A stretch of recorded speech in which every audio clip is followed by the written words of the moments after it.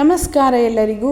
ದೇವಿ ಭಾಗವತ ಮಹಾಪುರಾಣದ 2ನೇ ಸ್ಕಂದದ 4ನೇ ಅಧ್ಯಾಯಕ್ಕೆ ಎಲ್ಲರಿಗೂ ಸ್ವಾಗತ. 4ನೇ ಅಧ್ಯಾಯದ ವಿಷಯ ಅಷ್ಟವಸುಗಳಿಗೆ ವಸಿಷ್ಠ ಋಷಿಯಿಂದ ಶಾಪ ಬಂದಂತಹ ವೃತ್ತಾಂತ ಮತ್ತು ಭೂಲೋಕದಲ್ಲಿ ಅವರ ಜನನ ವಿಚಾರವು. ಅಧ್ಯಾಯವನ್ನು ಪ್ರಾರಂಭಿಸ್ತಾ ಸೂತ ಮಹರ್ಷಿಯು ಈ ರೀತಿಯಾಗಿ ಹೇಳುತ್ತಾನೆ. ಆ ಪ್ರತೀಪ ಮಹಾರಾಜನು ಸ್ವರ್ಗಕ್ಕೆ ಹೋದ ಮೇಲೆ ಸತ್ಯವಾದ ರೀತಿಯಲ್ಲಿ ಪ್ರವರ್ತಿಸುವ ಪರಾಕ್ರಮವುಳ್ಳ ಆ ಶಂತನು ಮಹಾರಾಜನು ಬೇಟೆಯಾಡುವುದರಲ್ಲಿ ಆಸಕ್ತವಾದ ಸ್ವಭಾವವುಳ್ಳವನಾಗಿ ಕಾಡಿನಲ್ಲಿ ಹುಲಿಗಳನ್ನು ಜಿಂಕೆಗಳನ್ನು ಕೊಲ್ಲುತ್ತಾ ಒಂದಾನೊಂದು ಸಮಯದಲ್ಲಿ ಗಂಗಾ ನದಿಯ ದಡದಲ್ಲಿರುವ ಭಯಂಕರವಾದ ಅರಣ್ಯದಲ್ಲಿ ಸಂಚರಿಸುತ್ತಿದ್ದನು. ಆಗ ಅವನು ಜಿಂಕೆಯ ಮರಿಯ ಕಣ್ಣುಗಳಂತೆ ಸುಂದರವಾದ ಕಣ್ಣುಗಳುಳ್ಳವಳಾಗಿಯೂ ಹೃದಯವನ್ನು ಮೋಹಿಸಿ ಒಲಿಸಿಕೊಳ್ಳಬಲ್ಲಂತಹ ಸುಂದರಿಯಾಗಿಯೂ ಮನೋಹರವಾದ ಅಲಂಕಾರವುಳ್ಳವಳಾಗಿಯೂ ಇರತಕ್ಕಂತಹ ಒಬ್ಬಳು ಸ್ತ್ರೀಯನ್ನು ನೋಡಿದನು. ಶಂತನು ಮಹಾರಾಜನು ಅವಳನ್ನು ನೋಡಿ ತನ್ನ ಮನಸ್ಸಿನಲ್ಲಿ ಈ ರೀತಿಯಾಗಿ ಯೋಚಿಸಿದನು. ಸುಂದರಿಯಾಗಿಯೂ ಯೌವನದಿಂದ ಕೂಡಿದವಳಾಗಿಯೂ ಮತ್ತು ಪ್ರತ್ಯಕ್ಷಳಾದ ಮತ್ತೊಬ್ಬ ಲಕ್ಷ್ಮಿಯೂ ಎಂಬಂತೆ ಇರತಕ್ಕಂತಹ ಈ ಸ್ತ್ರೀಯು ನನ್ನ ತಂದೆಯು ಹಿಂದೆ ನನಗೆ ಹೇಳಿದವಳೇ ಆಗಿರಬೇಕು. ರಾಜನಿಗೆ ಅವಳ ಕಮಲದಂತಿರುವ ಮುಖವನ್ನು ನೋಡಿದಷ್ಟು ಅದು ಸಾಕೆನಿಸಲಿಲ್ಲ. ಪಾಪರಹಿತನಾದ ಶಂತನುವು ರೋಮಾಂಚಿತನಾಗಿ ಅವಳಲ್ಲೇ ನಟ್ಟ ಮನಸ್ಸುಳ್ಳವನಾದನು. ಆ ಮನುಷ್ಯ ಸ್ತ್ರೀ ರೂಪದಲ್ಲಿ ಬಂದ ಗಂಗೆಯೂ ಕೂಡ ಶಂತನು ರಾಜನನ್ನು ಬ್ರಹ್ಮಸಭೆಯಲ್ಲಿ ನೋಡಿದ ಮಹಾಭಿಷನೆಂದು ತಿಳಿದು ಪ್ರೇಮದಿಂದ ಕೂಡಿದವಳಾದಳು. ಮತ್ತು ಅವಳು ಸ್ವಲ್ಪ ಮಂದಹಾಸವನ್ನು ಪ್ರಕಟಿಸಿ ಆ ಶಂತನು ರಾಜನ ಮುಂದುಗಡೆಯಲ್ಲಿ ಬಂದು ನಿಂತಳು. ಶಂತನು ರಾಜನು ಕಪ್ಪಾದ ಕಡೆಗಣ್ಣಿನ ನೋಟವುಳ್ಳ ಅವಳನ್ನು ನೋಡಿ ಅತ್ಯಂತ ಸಂತುಷ್ಟವಾದ ಮನಸ್ಸುಳ್ಳವನಾಗಿ ಮೃದುವಾದ ಮಾತುಗಳಿಂದ ಅವಳನ್ನು ಸಮಾಧಾನಪಡಿಸುತ್ತಾ ಈ ಮನೋಹರವಾದ ಮಾತನ್ನು ಹೇಳಿದನು. ಉತ್ತಮವಾದ ಮುಖವುಳ್ಳಂತಹ ಎಲೈ ಸ್ತ್ರೀಯೇ, ನೀನು ದೇವತಾ ಸ್ತ್ರೀಯಾಗಿರುವೆಯೋ ಅಥವಾ ಮನುಷ್ಯ ಸ್ತ್ರೀಯಾಗಿರುವೆಯೋ ಅಥವಾ ಗಂಧರ್ವ ಸ್ತ್ರೀಯಾಗಿರುವೆಯೋ ಅಥವಾ ಯಕ್ಷ ಸ್ತ್ರೀಯೋ ನಾಗಕನ್ನಿಕೆಯೋ ಅಥವಾ ಅಪ್ಸರಾ ಸ್ತ್ರೀಯಾಗಿರುವೆಯೋ, ಎಲೈ ಸುಂದರ ಸ್ತ್ರೀಯೇ, ನೀನು ಯಾರಾದರೂ ಆಗಿರು, ನೀನು ನನ್ನ ಪತ್ನಿಯಾಗು. ಪ್ರೇಮದಿಂದ ಕೂಡಿದ ಮಂದಹಾಸವುಳ್ಳವಳಾದ ನೀನು ಈಗ ನನ್ನ ಸಾಮಾನ್ಯ ಪತ್ನಿಯಲ್ಲದೆ ನನ್ನ ಧರ್ಮಪತ್ನಿಯಾಗಿರು. ಸೂತ ಮಹರ್ಷಿ ಮುಂದುವರಿಸ್ತಾ ಹೇಳುತ್ತಾನೆ.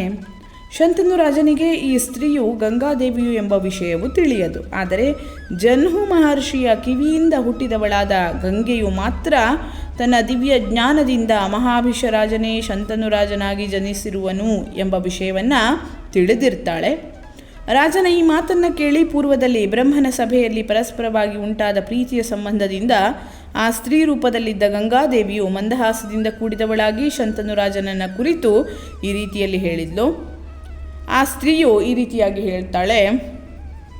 ಎಲೈ ರಾಜಶ್ರೇಷ್ಠನೇ, ನಾನು ನಿನ್ನನ್ನು ಭಾಗ್ಯಶಾಲಿಯಾದ ಪ್ರತೀಪರಾಜನ ಮಗನೆಂದು ತಿಳಿದಿರುತ್ತೇನೆ. ಸ್ತ್ರೀ ಜಾತಿಯು ಅವಶ್ಯವಾಗಿ ಯಾವನಾದರೊಬ್ಬ ಗಂಡನನ್ನು ಹೊಂದಬೇಕಾದುದೇ ಆಗಿದೆ. ಒಂದು ವೇಳೆ ತನಗೆ ಯೋಗ್ಯನಾದ ಗಂಡನು ಸಿಕ್ಕಿದರೆ ಯಾವ ಸುಂದರ ಸ್ತ್ರೀಯು ತಾನೇ ಅವನನ್ನು ಇಚ್ಛಿಸುವುದಿಲ್ಲ? ಎಲೈ ರಾಜಶ್ರೇಷ್ಠನೇ, ನೀನು ನನ್ನ ಈ ಮಾತಿನ ಕಟ್ಟುಪಾಡಿಗೆ ಒಳಪಟ್ಟಿರುವೆಯಾದರೆ ನಾನು ನಿನ್ನನ್ನು ಪಡೆಯುವೆನು. ಎಲೈ ರಾಜಶ್ರೇಷ್ಠನೇ, ನನ್ನ ಈ ನಿಯಮವನ್ನು ಕೇಳು, ನಾನು ನಿನ್ನನ್ನು ವರಿಸುವೆನು. ಆದರೆ ನಾನು ಒಳ್ಳೆಯದೇ ಆಗಲಿ ಕೆಟ್ಟದೇ ಆಗಲಿ ಯಾವ ಕೆಲಸವನ್ನು ಮಾಡಿದರೂ ಕೂಡ ಎಲೈ ರಾಜನೇ, ನೀನು ನನ್ನನ್ನು ತಡೆಯಬಾರದು ಮತ್ತು ನನಗೆ ಇಷ್ಟವಲ್ಲದ ಮಾತನ್ನು ಸಹ ಹೇಳಕೂಡದು. ಎಲೈ ಪೂಜ್ಯನಾದ ರಾಜಶ್ರೇಷ್ಠನೇ, ಯಾವಾಗ ನೀನು ನನ್ನ ಮಾತನ್ನು ನಡೆಸುವುದಿಲ್ಲವೋ ಅಥವಾ ಅತಿಕ್ರಮಿಸುವೆಯೋ ಆಗ ನಾನು ನಿನ್ನನ್ನು ಬಿಟ್ಟು ನನಗೆ ಇಚ್ಛೆ ಬಂದ ಕಡೆಗೆ ಹೊರಟು ಹೋಗುವೆನು. ಜನ್ಹು ಮಹರ್ಷಿಯಿಂದ ಹುಟ್ಟಿದ ಗಂಗಾದೇವಿಯು ವಸುಗಳು ತನ್ನಲ್ಲಿ ಪ್ರಾರ್ಥಿಸಿದ್ದಂತೆ ಅವರು ತನ್ನಲ್ಲಿ ಜನ್ಮವನ್ನು ಪಡೆಯಬೇಕಾಗಿರುವುದನ್ನು ಮತ್ತು ಈ ಮಹಾಭಿಷರಾಜನ ಪ್ರೇಮವನ್ನು ಯೋಚಿಸಿ ಈ ನಿಯಮಕ್ಕೆ ಒಳಪಟ್ಟು ಆ ಶಂತನು ರಾಜನ ಹೆಂಡತಿಯಾಗಿರಲು ಸಮ್ಮತಿಸುವೆನು ಎಂದಳು. ಹಾಗೇ ಆಗಲೆಂದು ದೊರೆಯು ಒಪ್ಪಿಕೊಂಡನು. ಗಂಗಾದೇವಿಯು ಶಂತನು ರಾಜನನ್ನು ವರಿಸಿದಳು. ಈ ರೀತಿಯಾಗಿ ಶಂತನು ರಾಜನು ಮನುಷ್ಯ ಸ್ತ್ರೀ ರೂಪವನ್ನು ಧರಿಸಿರತಕ್ಕ ಆ ಗಂಗೆಯನ್ನು ಹೆಂಡತಿಯನ್ನಾಗಿ ಪಡೆದನು. ಅತ್ಯಂತ ಸುಂದರವಾದ ಮೈಬಣ್ಣವುಳ್ಳ ಆ ಸ್ತ್ರೀಯು ಶಂತನು ರಾಜನ ಅರಮನೆಗೆ ಬಂದಳು.